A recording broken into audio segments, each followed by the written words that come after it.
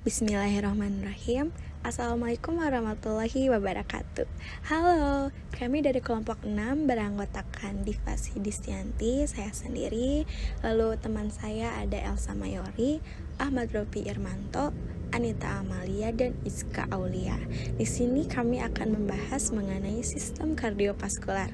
Selamat menyaksikan. Sistem kardiovaskular itu memiliki 3 komponen loh teman-teman. Ada jantung, darah, dan pembuluh darah. Untuk komponen pertama yang kita bahas yaitu jantung. Anatomi jantung. Jantung memiliki bentuk seperti kerucut dengan berat berkisar 300 gram. Nah, tahukah teman-teman bahwa jantung itu memiliki ukuran yang sama seperti kepalan tangan kita sendiri? Selain itu, jantung juga memiliki 4 rongga, yaitu atrium kanan dan kiri atau serambi kanan dan kiri, dan ventrikel atau bilik kanan dan kiri. Selain itu, jantung juga memiliki sekat yang dinamakan dengan interventriculum. Jantung berada di dalam rongga dada, tepatnya di bawah paru-paru sebelah kiri.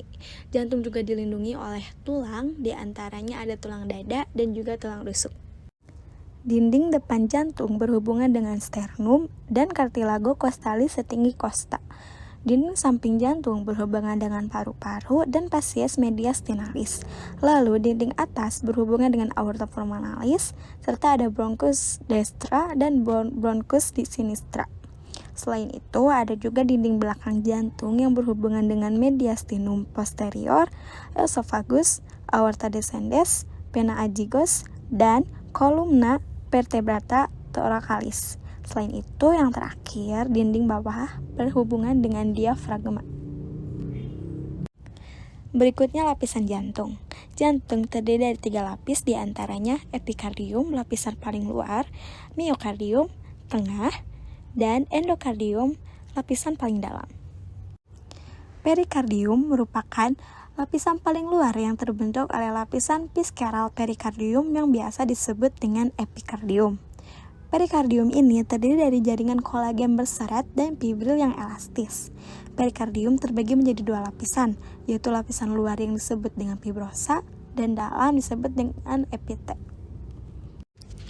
Berikutnya miokardium. Miokardium merupakan lapisan tengah dari jantung yang terdiri dari sel-sel otot jantung yang melapisi dinding jantung. Terakhir ada endokardium. Endokardium merupakan lapisan paling dalam dari jantung yang tersusun dari jaringan endotelium dan jaringan ikat subendotelial. Lapisan ini melapisi jantung, katup, dan menyambung dengan lapisan endotelial yang melapisi pembuluh darah. Lapisan ini membantu mengumpulkan darah, membantu dalam memompa, dan dapat membantu mengatur kontraktilitas jantung. Sifat dasar otot jantung. Pertama, dromotrophic property, di mana otot jantung mempunyai kemampuan autoritmik untuk menyebarkan rangsangan berupa impuls. Lalu inotropic property berperan dalam menjawab atau merespon terhadap setiap rangsangan yang ditandai dengan adanya kontraksi. Lalu chromotropic property, yang dimana jantung ini mempunyai kemampuan sendiri untuk melakukan ritmitasi karena mempunyai pacemaker. Dan yang terakhir, bathomotropic property, yaitu kemampuan untuk memperbesar rangsangan. Struktur dan ruang-ruang jantung.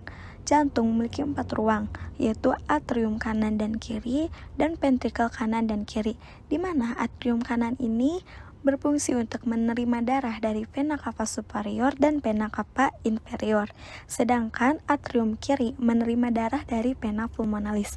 Lalu ventrikel kanan berfungsi untuk menerima darah dari atrium kanan yang kemudian akan dipompakan ke arteri pulmonalis, sedangkan ventrikel kiri menerima darah dari atrium kiri dan akan mempompakannya ke aorta. Katup jantung. Katup jantung merupakan jaringan fibrosa yang fleksibel yang dilapisi oleh endokardium. Fungsi dari katup jantung ini sebagai klep pada kontraksi ritme jantung untuk mencegah terjadinya aliran darah yang berbalik. Katup jantung terbagi menjadi 2, yaitu katup atrioventrikular dan katup seminular. Katup atrioventrikular pun dibagi lagi menjadi tricuspidalis dan bicuspidalis. Tricuspidalis merupakan katup yang terletak antara atrium kanan dan ventrikel kanan. Disebut tricuspidalis karena memiliki 3 katup. Lalu Katup bikuspidalis atau mitral merupakan katup yang terletak di antara atrium kiri dan ventrikel kiri, disebut bikuspidalis karena memiliki dua katup. Dan katup seminular pun terbagi menjadi dua, yaitu katup pulmonalis merupakan katup yang terletak antara ventrikel kanan dan paru-paru. Lalu yang terakhir ada katup aortik merupakan katup yang terletak antara ventrikel kiri dan aorta.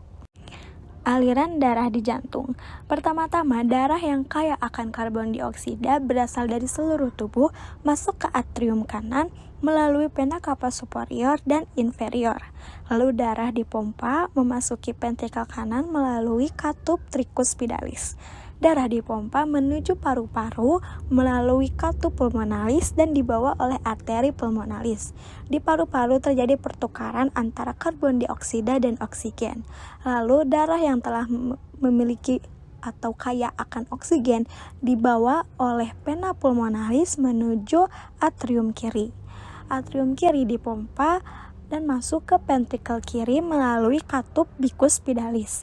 Setelah itu darah dipompa lagi menuju aorta melalui katup aortik. Setelah dari aorta, darah akan disebarkan ke seluruh tubuh melalui vena dan arteri. Sirkulasi jantung. Yang pertama ada sirkulasi sistemik. Maksudnya adalah di mana darah yang dari jantung disebarkan ke seluruh tubuh dan akan kembali ke jantung. Lalu yang kedua ada sirkulasi pulmonal. Maksudnya adalah darah dari jantung akan dibawa ke paru-paru dan kembali ke jantung. Dan terakhir, sirkulasi koroner merupakan sirkulasi dari jantung untuk otot jantung itu sendiri melalui arteri koronaria. Persarapan pada jantung terbagi menjadi dua, yaitu saraf simpatis dan saraf parasimpatis. Saraf simpatis ini merupakan saraf otonom atau tidak disadari, merangsang jantung untuk menjadi kuat dan cepat. Sedangkan saraf parasimpatis ini sebaliknya, merangsang jantung untuk melemahkan atau melambatkan denyut jantung.